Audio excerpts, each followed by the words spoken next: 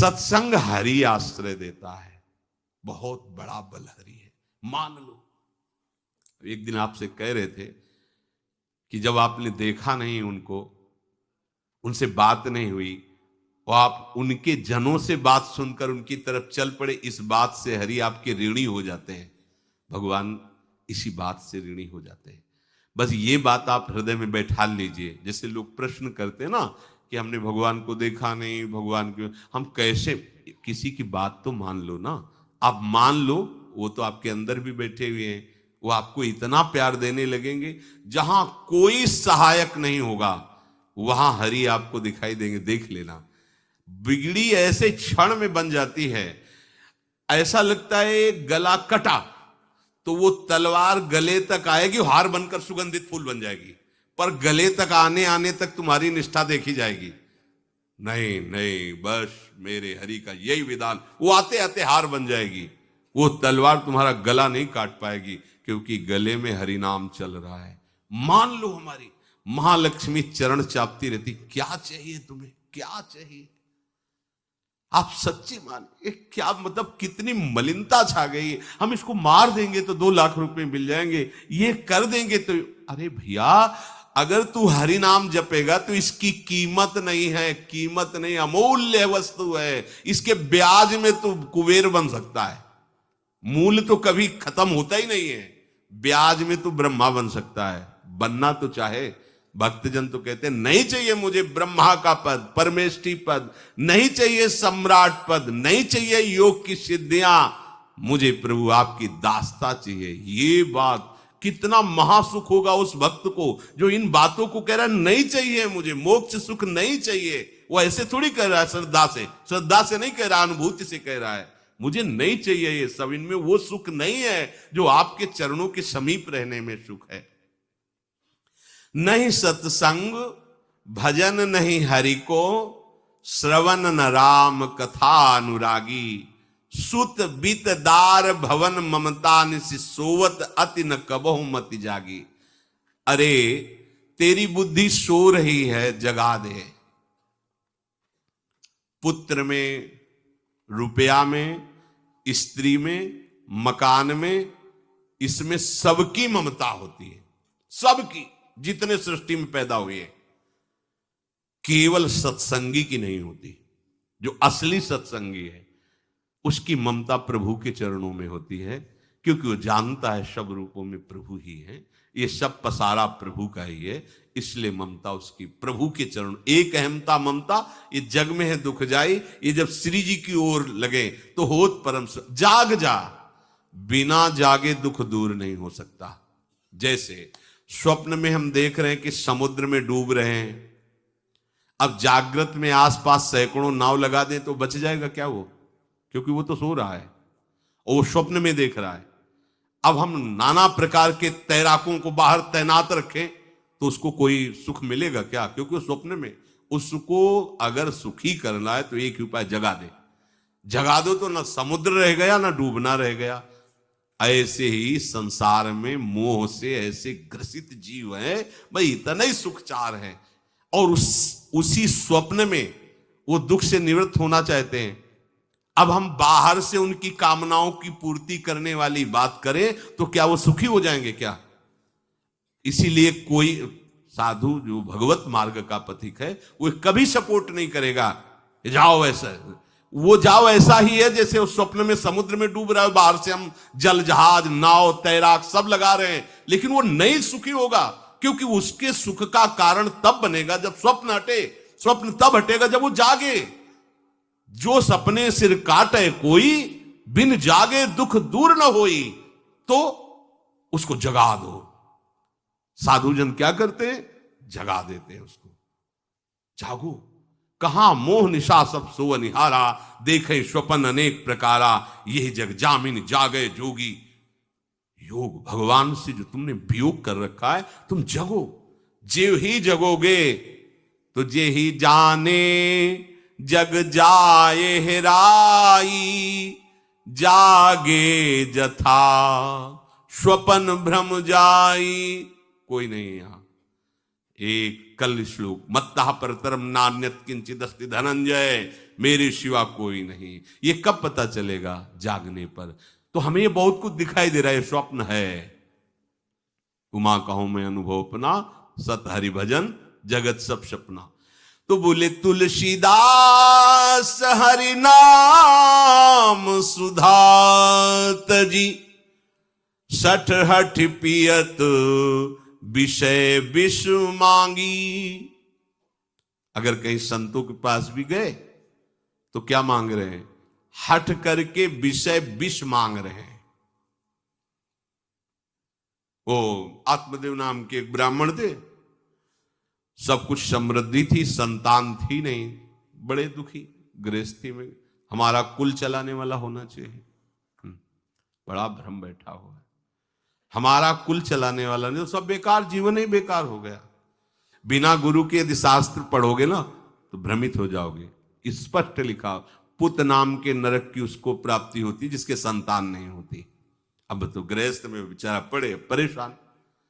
उन्होंने सोचा इससे अच्छा है आत्महत्या कर लें। बहुत संतों के पास जाकर के यज्ञ करके सब अपनी कामनाओं की पूर्ति चाहते, दान पुण्य दे करके। उसने भी जितना उपाय हुआ किया, नहीं हुई संतान। मरने के लिए वो जंगल में, उधर से एक सन्यासी जी आ रहे थे, देखा साधु तो ब्राह्मण तो थे, उठे प्रणाम किया। देखा उनको, उदास क्यों हो? उनका महाराज उदास ही नहीं, मैं तो आत्महत्या करने आया हूं यहाँ जंगल में। अरे ये तो महापाप है, आत्महत्या तो बड़ी दुर्गति का कारण है। बोले महाराज अगर आप बचाना चाहते हो तो आप कृपा करो। क्या क्या चाहते हो? बोले हमारे पास सब कुछ है, बेटा नहीं दोगे तो हमारा जीवन बेकार। तो उन्होंने अंतर्दृष्टि से देखा और कहा 7 जन्म तक तेरे पुत्र नहीं भाग्य में तेरे लिखा है। तो उसने कहा फिर तो अभी मरते, आत्महत्या करते हैं। 7 जन्म की बात, हम 7 दिन नहीं जिएंगे, हमें पुत्र चाहिए। संत का दयालु। देखो जिनके पास तपस्या और भजन का धन होता है, जब भगवान अधीन है तो कुछ भी कर सकते हो, कुछ भी कर सकते हैं। प्रारब्ध मिटाना कोई बड़ी बात नहीं। प्रारब्ध जानते, कोई देवता थोड़ी है, तुम्हारा पीछे का किया हुआ कर्म है। और इधर जोर का भजन है, भजन के प्रभाव से कर्म को नष्ट करने में देर थोड़ी लगती है। ये तो अच्छे शुभ कर्म करो तो तुम्हारा प्रारब्ध बदल जाएगा। भजन का प्रयोग प्रारब्ध बदलने के लिए थोड़ी है। पर वो ऐसा हट किए तो उनका देखो, हट करने से लाभ नहीं मिलता है। उनका हमें उपदेश नहीं, हमें पुत्र चाहिए। अगर आप भगवत प्रेरित होकर यहां आए हो तो आप हमें। तो उन्होंने तपस्या के बल से फल की रचना की और कहा जाओ अपनी पत्नी को ये फल पवा दो और इससे निश्चित पुत्र होगा। बहुत प्रसन्न, अब कामना पूर्ण थी तो देख लो, प्रभाव देखो कामना का। प्रसन्न हुए, आए। धुंधुली नाम था उनकी पत्नी, नाम भी बहुत बढ़िया था, धुंधुली। वो कहा कि देखो ये फल खा लो, तुम्हारे संतान हो जाएगी। बहुत मीठी बात बोलती थी, मृदुभाषी, कपट हृदय। अलग अलग क्षेत्र होता है, हृदय कपट और मुख में मीठी बात। बहुत संभल के व्यवहार करना चाहिए ऐसे लोगों से। मधुरिया बानी मीठी, क्या मृदु भाषा।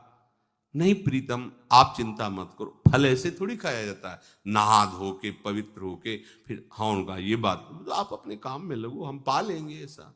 अब आपको विश्वास है ना? बोले विश्वास तो है, इसमें क्या विश्वास, आप भी तो चाहती ना पुत्र हो। बोले हाँ।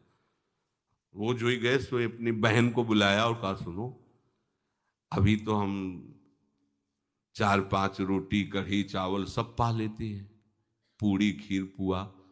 गर्भ रहेगा तो पेट तो उसी से भरा रहेगा, तो हमारा भोजन रुक जाएगा। हाँ ये तो बात है। जब पेट बढ़ेगा, अगर घर में आग लग गई तो फिर हम भाग नहीं पाएंगे, तो हम जल जाएंगे। ये निगेटिव सोच वाले लेते। और पंडित जी तो इसी बात में लगे कि गर्भ रह जाए तो क्या करें, तुम्हारा हम खाएंगे तो है नहीं पक्की बात, पर करें तो क्या करें। पंडित जी को कैसे समझ? उनका देखो एक बात है, हमारे गर्भ है, हमारे कई लड़के हो चुके हो, गरीबी है ही है हमारे यहाँ। तुम कुछ पैसा दे देना और ये नाटक करना कि मैं गर्भवती हूं, बच्चा समय होने पर हम पहुंचा देंगे, हम घोषित कर देंगे हमारा बच्चा मर गया। तो पंडित जी को तुम नाटक में बताते रहना कि गर्भ है, बच्चा हो जाए, पंडित जी कह देना बच्चा हो जाएंगे, हम घोषित कर देंगे हमारा बच्चा मर गया। तो पंडित जी को तुम नाटक में बताते रहना कि गर्भ है, बच्चा हो जाए, पंडित जी कह देना बच्चा हो गया है। तो बोले दूध पिलाने की समस्या आएगी। तो बोले ये तुम कह देना कि पहला पहला बच्चा है, हमारे वक्षा स्थल में दूध नहीं, हमारी बहन का था तो मर गया बच्चा, तो उनको बुला लेती तो बात बन जाएगी, बढ़िया बात हो गई। परीक्षा के लिए फल गाय को खवा दो, गाय को खवाया। ठीक समय पर गोकर्ण जी प्रकट हुए, दिव्य तेजोमय बालक, कान केवल वो गाय के, बड़े ही विद्वान और भगवत भक्त संत के द्वारा। कहा था 7 जन्म तुम्हारे भाग्य में, बच्चा नहीं तो नहीं है, देखा गाय के हो गोकर्ण जी प्रकट हुए। उधर उनके जो बच्चा पैदा हुआ उसे ही नाटक के द्वारा पहुंचा दिया गया, वैसे ही पूरा जैसा पहले पक्का हुआ। अब उसने कहा कि हमारे तो स्तनों में दूध नहीं, हम अपनी बहन को बुला लें, उनका बच्चा मर गया। हाँ हाँ, हमारा बच्चा स्वस्थ होना, आप बुला लो, उसको हम धन भी देंगे, वो हमारे बच्चे की सेवा कर। अपने नाम से जोड़ करके उसका नाम रखा धुंधकारी, धुंधुली और धुंधकारी, अज्ञान का साक्षात स्वरूप। और जैसे ही वो अवस्था बढ़ती गई तो उसके पापाचरण बढ़ना शुरू हुए। बच्चों के साथ खेलता, खेलते हुए बच्चों को उठा लेता और कुएं में डाल देता, मतलब घोर अत्याचार। गोकर्ण जी हर समय भजन साधन शास्त्र स्वाध्याय। जब और बड़ा हुआ तो माता जी को अपने डंडों से रोज पूजन करता, पिताजी को गाली लात थप्पड़। पिताजी तो रो पड़े।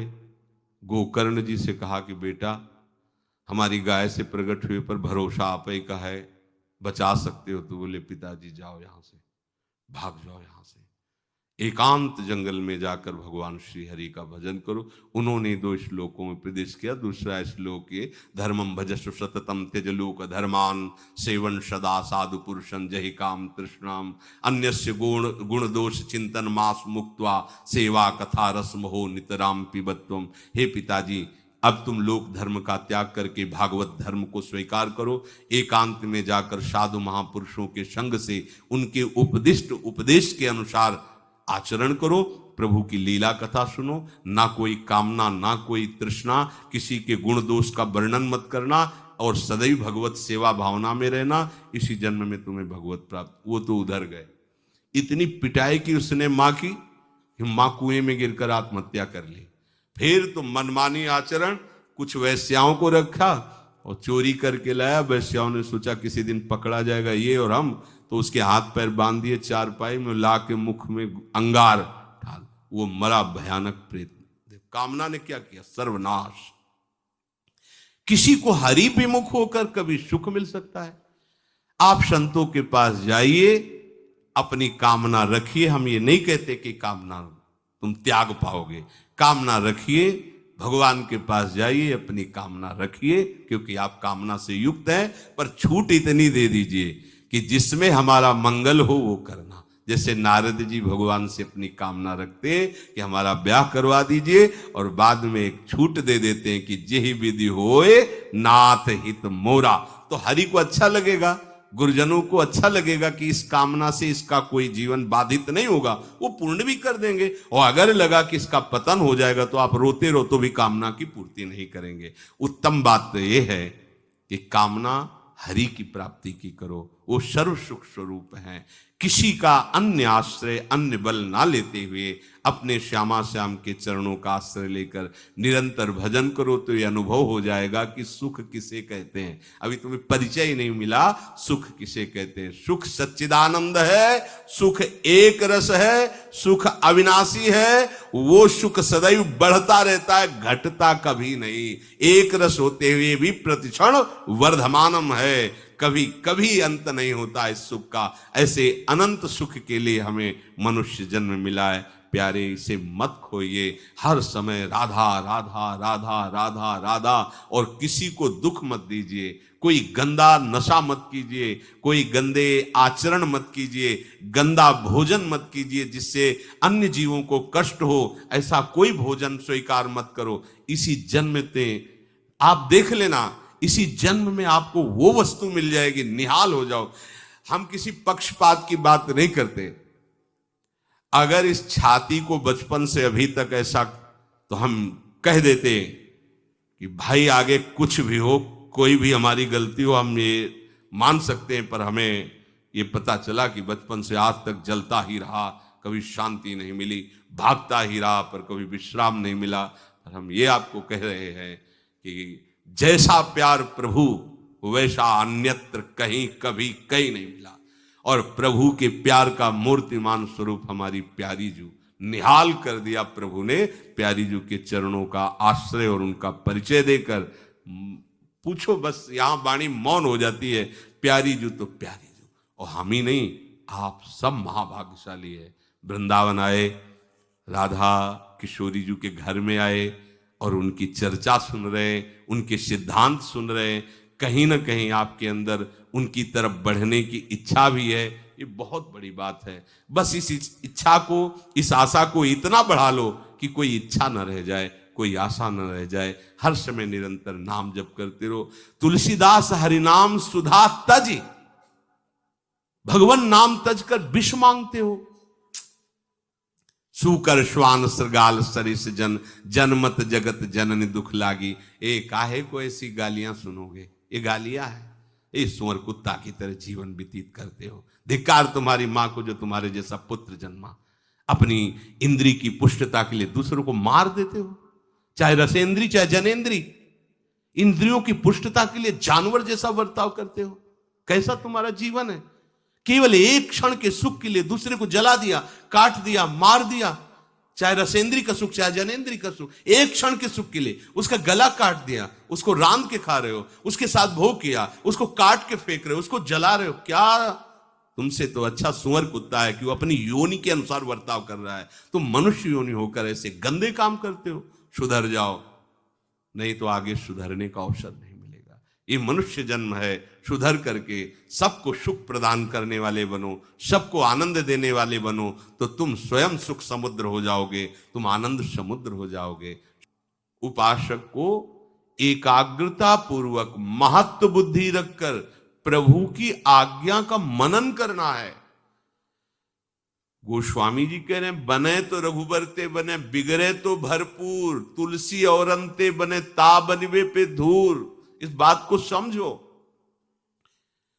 कौन सी कामना ऐसी है हमारे प्रभु के लिए दुर्लभ है? अरे ये अनंत सृष्टि एक निमिष में जिन्होंने रचा है, वो तुम्हारी कामना नहीं पूर्ण कर सकते। पर तुम गंदे आचरण करो, हिंसात्मक वृत्ति रखो, दूसरों को दुख देने वाली चेष्टाएं करो, पापाचरण करो, भगवद विमुख जीवन बिताओ और सोचो कि आपकी कामनाओं की पूर्ति हो जाए। नहीं, आपको दुख भोगना पड़ेगा। यदि आप शास्त्र के अनुसार, भगवद वाणी के अनुसार चलो तो आप देखना एक दिन आप निहाल हो जाओगे। पर हमारा धैर्य इतना नहीं रह गया है। वर्तमान की क्रिया वर्तमान में तत्काल सुख दे, वो चाहे पापाचरण क्यों ना हो, चाहे हिंसात्मक वृत्ति क्यों ना हो। हम लोग अपनी बुद्धि को खो चुके हैं, मलिन कर चुके हैं। परिणाम आते अशांति, दुख, क्लेश, बंधन, और चाहते हैं सुख। अरे भ्रम छोड़िए, भगवद वाणी का मनन करो और उसे आचरण में उतारो, सुखी हो जाओगे, निहाल हो जाओगे। ये माया की ऐसी चाल है जो आपको फंसाती चली जाएगी। आप जब तक शास्त्र विरुद्ध आचरण करेंगे तो शब्द याद रख लीजिए, आप भयभीत रहेंगे। आपका मन विषाद से, खेद से युक्त रहेगा। आपकी सारी सुख सुविधाएं जो जमा हैं उनसे आपको बिछुड़ना पड़ेगा, वो नष्ट होंगी। आपका सहयोगी भी आपको छल करके दुख देगा। आपके प्रियजन ऐसी चेष्टा करेंगे कि आप जलोगे, मैंने इनके लिए किया था और ये ही हमारा साथ नहीं दे रहे। मान लीजिए, जब तक आप हरि की शरण में होकर उनकी आज्ञा के अनुसार नहीं चलेंगे, तब तक आपको सुख स्वप्न में भी नहीं हो सकता। विश्वास कर लीजिए, ये भ्रम छोड़ दीजिए कि हम असत आचरण करके, अधर्म आचरण करके, हिंसा करके, व्यभिचार करके, चोरी करके, नशा करके हम सुखी हो सकते हैं। प्रार्थना मान लीजिए, ये हमारी दुश्मन की चाल है हमें नष्ट करने की। ये जो अज्ञान रूपी शत्रु है, यही ये हमारी दुश्मन की चाल है हमें नष्ट करने की। ये जो अज्ञान रूपी शत्रु है, यही हमें नष्ट कर रहा है। इसलिए भगवद वाणी श्रवण कीजिए। ये केवल कागजों में लिखे हुए शब्द नहीं है, वांग्मय स्वरूप भगवान का है।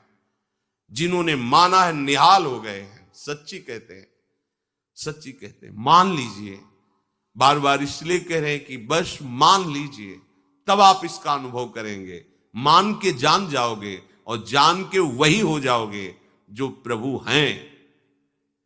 प्रभु हैं, प्रभु का यही महान महिमामय स्वरूप है। जो प्रभु का आश्रय लिया, प्रभु अपने समान बना देते हैं, उसे अपने समान बना देते हैं। अपने समान क्या, प्रभु अपने सेवक के सेवक बन जाते हैं। आवश्यकता केवल प्रभु की बात मानने की है। प्रभु को तुम्हारे 56 भोग नहीं चाहिए, प्रभु को ये तुम्हारी वस्तुएं, अरे मानो एक माया की जरा सी झलक में मारा घूम रहा है ऐश्वर्य। वो मायापति श्री कृष्ण है। तुम्हारा तोला 2 तोला सोना, ये 56 भोग, ये कपड़ा लत्ता पोशाक, ये प्रभु को चाहिए। अरे इसमें आपका भाव है, दुलार है, बस इस बात को प्रभु देख के प्रसन्न हो रहे हैं। इससे नहीं प्रसन्न हो रहे कि आप बहुत कीमती इत्र लगा रहे हैं, बहुत कीमती। हम आपसे सच्ची कहते हैं, हमारे प्रभु की श्री अंग की जो सुगंध है, उसके आगे यहां जितनी भी सुगंध है वो दुर्गंध के समान है। ये मायाकृत है, वो चिदानंद है। कैसे? पर वो जब हम उस वस्तु के साथ दैन्य भाव से, तो हमारे प्रभु तो देखो इतने करुणामय है कि सबरी जी के जूठे बेर खा रहे हैं। इतने करुणामय है, विदुरानी के हाथ से केले के छिलके खा रहे हैं और वाह वाह कर रहे हैं। इतने करुणामय है, सुदामा जी के तंदुल खा करके हाँ लक्ष्मी प्रदान कर रहे हैं। कैसी कैसी महिमा। आप देखो हमारे प्रभु को। क्या प्रभु को वस्तुएं चाहिए? यदि आप अभिमान करके सोने का मुकुट, 56 भोग और दुनिया का कुछ नहीं, कुछ नहीं चाहिए। दुर्योधन ने क्या नहीं व्यवस्था की थी, देखा भी नहीं भगवान, और विदुरानी जी के उसी समय जाकर मांग कर छिलके पा रहे। हमारे प्रभु को आप चाहिए, आपका प्यार चाहिए। वो प्यार समुद्र है, और आपका प्यार आपके सुख के लिए चाहिए। वो तो सुख समुद्र है, तुम क्या सुख दे दोगे उनको? तुम तो उनकी एक तरंग हो। ऐसी अनंत तरंगे उनकी स्फुरित हो रही उनमें, तुम्हें सुख प्रदान करने के लिए। वो केवल तुम्हें चाहते कि तुम उनके हो जाओ। इसीलिए तुमने जो जो अपना माना है, उस अपनेपन को समेटने के लिए कहा जाता है, आप प्रभु की आज्ञा पालन करते हुए अपना सर्वस्व ये मानिए मेरे प्रभु का है, क्योंकि उन्हीं का है। तुमने रचा नहीं है, तुम्हारे सामर्थ्य नहीं कि एक भी वस्तु रच सको। जितनी भी रचना वो सब उन्हीं की माया से रची हुई है। तो आप क्यों नहीं मानते? मैं और मेरा ये सब प्रभु का है। ऐसा जीव ही मानोगे, आप आनंद समुद्र में